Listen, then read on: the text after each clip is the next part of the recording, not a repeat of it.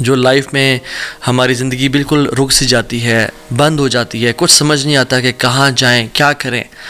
So don't be sad, یہ ہمارا آج کا ٹاپک ہے.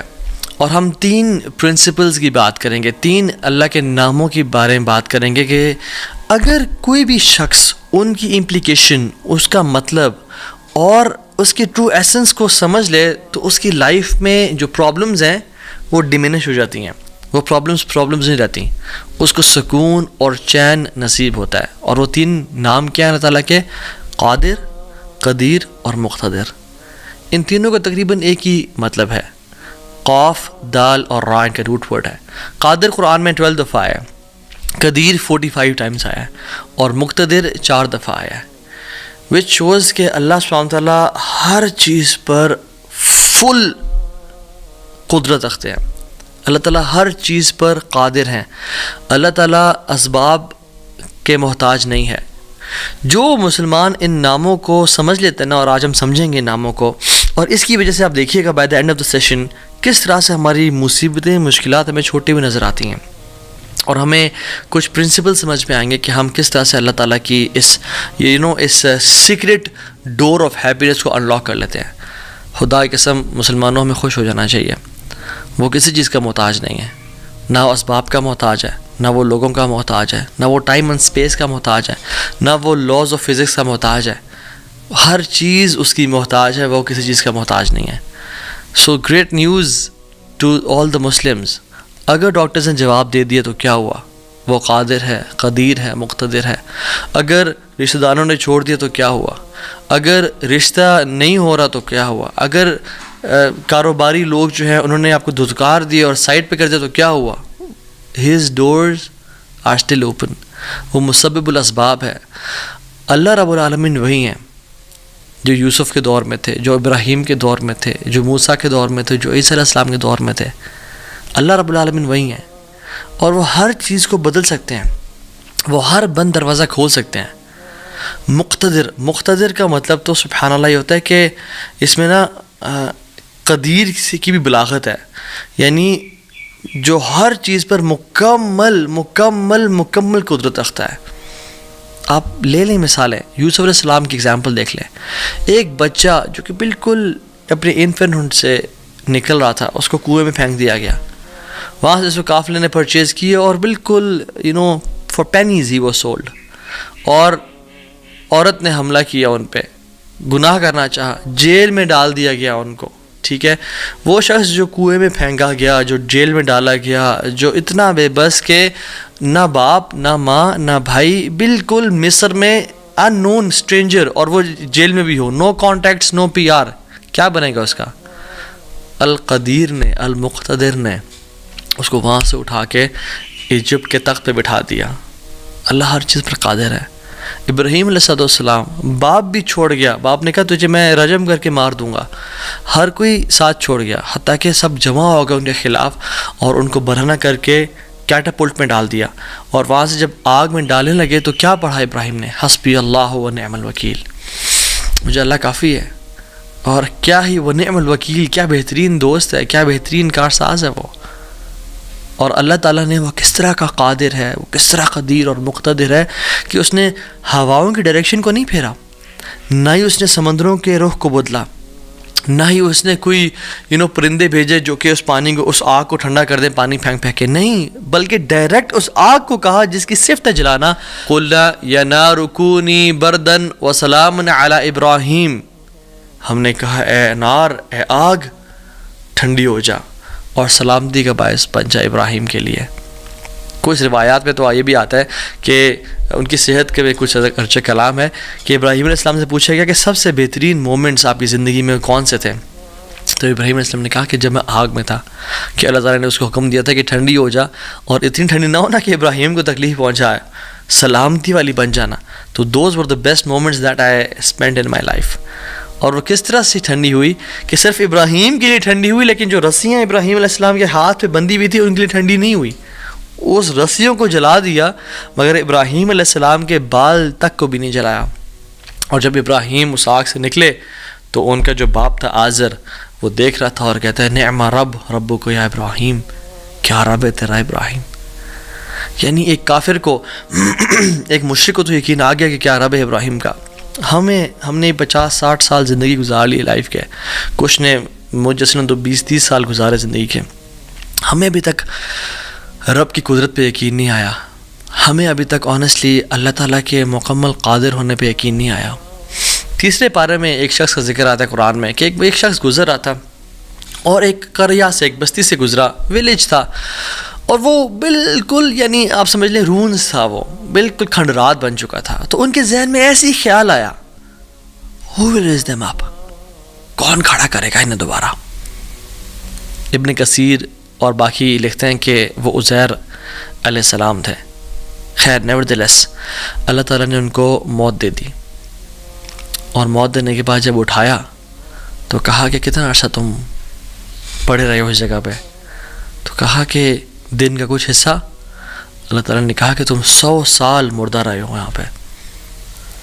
اور ان کا جو حمار تھا, جو گدھا تھا, وہ پیرش ہو گیا. اس کو یعنی کھا کے کیڑے مکوڑے, مٹی نے اس کو ڈیکمپوز کر دیا. لیکن جو ان کا کھانا تھا, اللہ اکبر کیسا قادر ہے اللہ تعالیٰ. فانظر الی طعامک وشرابک لم یتسنہ, اپنے کھانے کو دیکھو اور اپنے پینے کو دیکھو, اس کو کسی نے چھوا بھی نہیں ہے. کھانا ہم باہر سے آرڈر کرتے ہیں, کچھ کھا لیں تو فریج میں نہ رکھیں, اور ایک دن گزر جائے تو وہ باسی ہو جاتا ہے, خراب ہو جاتا ہے. ایک دن کھانا برداشت نہیں کر سکتا, لیکن 100 years گزر گئے, کھانے کو کسی نے چھوا بھی نہیں. اور جو حمار تھا, جو گدھا تھا ان کا, وہ بالکل پیرش کر گیا اور ڈیکمپوز ہو گیا. اور عزیر علیہ السلام کے نظروں کے سامنے اللہ نے اس کو دوبارہ کھڑا کر دیا. کیا کہتے ہیں سب دیکھ کے, اللہ کی قدرت کے مناظر دیکھ کے, جب اللہ کی کامل قدرت دیکھی اور اتھارٹی اوور تھنگس دیکھی, تو کیا کہا, قلنا اعلم ان اللہ علی کل شیء قدیر. قال اعلم ان اللہ علی کل شیء قدیر, میں جان گیا ہوں کہ اللہ تعالیٰ ہر چیز پر قادر ہے. واللہ العظیم میرے بھائیو اور بہنوں, اس سینٹنس میں نا بڑا مزہ ہے, بڑی لذت ہے, بڑا نشہ ہے. اگر انسان جان لینا کہ میرا رب ہر چیز پر قادر ہے, تو خدا کی قسم ہماری پریشانیاں, ٹینشنز, انزائٹی سب ختم ہو جائے گی. تو آپ نے گھبرانا نہیں ہے انشاءاللہ, ٹھیک ہے. اگر ایک چیز زندگی میں آپ کی ہے جو اس لیسن کا جو ہے نا, آج کے سبق کا آج کے جو اس پوڈ کاسٹ شو کہہ لیں اس کو آپ, اس کا جو کرکس ہے وہ یہ ہے, اگر آپ اللہ والے بن جائیں تو اللہ اپنے بندوں کا امتحان تو لیتا ہے مگر اسے کبھی ضائع نہیں کرتا. اللہ اکبر. اس کو لکھ لیں اپنے ذہن پہ اور ساری زندگی اس کو پکڑ کے رکھیں. اگر آپ اللہ والے بن جائیں تو اللہ سبحانہ و تعالیٰ اپنے بندوں کا امتحان تو لیتا ہے کہ میرا بندہ سچا ہے یا نہیں, میرا ہے یا نہیں, لیکن خدائی قسم کبھی ضائع نہیں کرتا. شرط یہ ہے کہ آپ اللہ والے بن جائیں اور نیت صاف ہونی چاہیے. تو میں آپ سے نا آج 3 بیسک پرنسپلز کی بات کروں گا کہ آپ نے اپنی لائف میں کرنا کیا ہے. پہلی چیز, نیت صاف کرنی ہے. اگر آپ اللہ والے بن جائیں اور اپنی نیت آپ صاف کر لیں, اللہ تعالیٰ آپ کو کبھی ضائع نہیں کرے گا. صحیح بخاری کی حدیث ہے, بنی اسرائیل کا واقعہ ہے, اوتھینٹک صحیح بخاری کی حدیث ہے. ایک شخص, اس کو 1000 دینار چاہیے تھے, 1000 دینار چاہیے تھے. وہ ایک شخص کے پاس گیا, اپنے جاننے والے کے پاس, اور کہا کہ مجھے 1000 دینار چاہیے. تو اس نے کہا کہ ٹھیک ہے میں تجھے دے دوں گا, بس تو ضامن ایک لے آ جو اس کی ضمانت دے, اور گواہ لے آ, میں تمہیں دے دوں گا, مجھے پرابلم نہیں ہے. وہ شخص مسکین تھا, کوئی اس کے جاننے والا نہیں تھا, لیکن اللہ والا تھا وہ. اس نے کہا دیکھ میری بات سن, میرا ضامن بھی اللہ ہے اور میرا گواہ بھی اللہ ہے, میں اللہ کو گواہ بنا کے کہہ رہا ہوں کہ میں تمہیں واپس کروں گا. اس کو اس بندے کی تقوی پہ یقین آیا اور اس نے کہا کہ چلو میں دے دیتا ہوں, یہ اللہ کو گواہ بنا رہا ہے, اتنا بڑا جھوٹا تو نہیں ہوگا.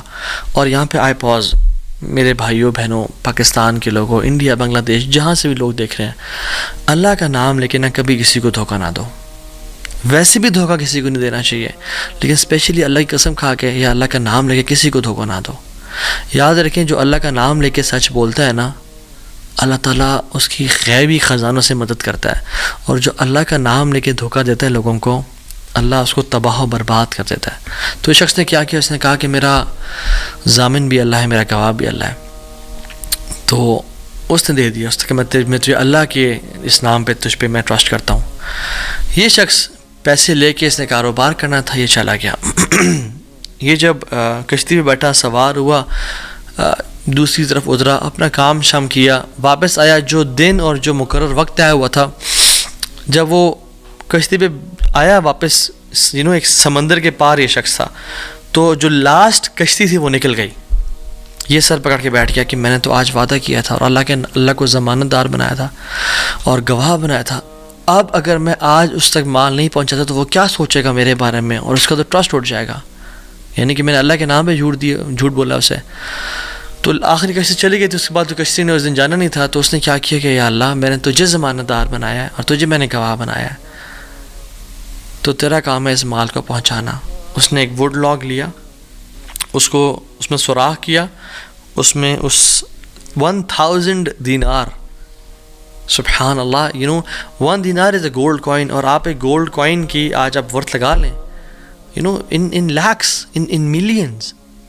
اس نے کیا کیا، اس کو اس ووڈ لاگ میں ڈالا، پرچی لکھی اور اس میں ڈال کے نا بسم اللہ پڑھ کے آگے بہا دیا کہ اللہ تجھے میں نے ضمانت دار بنایا ہے، تجھے میں نے گواہ بنایا ہے، اب تیرا کام ہے اس کو. یہ شخص یہاں ویٹ کر رہا تھا اور یہ شخص اپنا مال لینے کا یہاں انتظار کرتا تھا، اور یہ شخص یہاں پہ کھڑا تھا، اس نے مال کو دے دیا. اور سبحان اللہ، اللہ تعالیٰ نے کیسا قادر ہے، کیسا قدیر ہے، اس نے اس ہواؤں کو رخ پھیر دیا اور وہ بندہ وہاں انتظار کر رہا تھا، اور اس کے بندے کے پاس وہ ووڈ لاگ پہنچا اور اس نے اس کو دیکھا. اس میں پرچی تھی اور پرچی نکالی، اس کو کھول کے دیکھا کہ اس کے 1000 دینار تھے. وہ بڑا حیران ہوا کہ یہ مجھ تک کیسے پہنچے. خیر، یہ جو شخص تھا جس نے بھیجے تھے، یہ اگلے دن دوبارہ جو سب سے پہلی کشتی ملی اس پہ روانہ ہوا اور اس بندے کے پاس پہنچا اور 1000 دینار لے کے الگ سے کہ پتہ نہیں وہ پہنچے نہیں پہنچے، میں اس کو اس کا حق تو دے دوں. اس نے کہا کہ یہ تمہاری امانت، معذرت تھوڑی تاخیر ہو گئی مجھ سے. کہتے ہیں تو کل تم نے مجھے پیسے نہیں بھیجے؟ کہتے ہیں میں نے بھیجے. پھر اس نے کہا جس رب پہ تو نے توکل کیا ہے نا، جس رب کو تو نے ضمانت دار بنایا تھا، اس رب نے تیرا مال مجھ تک پہنچا دیا، مجھے اس مال کی ضرورت نہیں ہے. ہم کیوں بات پریشان ہوتے ہیں؟ کیا کمی ہے ہماری زندگی میں؟ شاید توکل کی کمی ہے، قرآن پڑھنے کی کمی ہے، عبادات کی کمی ہے، حلال اور حرام کی پرواہ کرنے کی کمی ہے، نظروں کی حفاظت کرنے کی کمی ہے. ہماری زندگی میں کچھ کمی ہے جس کی وجہ سے ہم اللہ تعالیٰ کے اللہ تعالیٰ کے ناموں کی وجہ سے ہم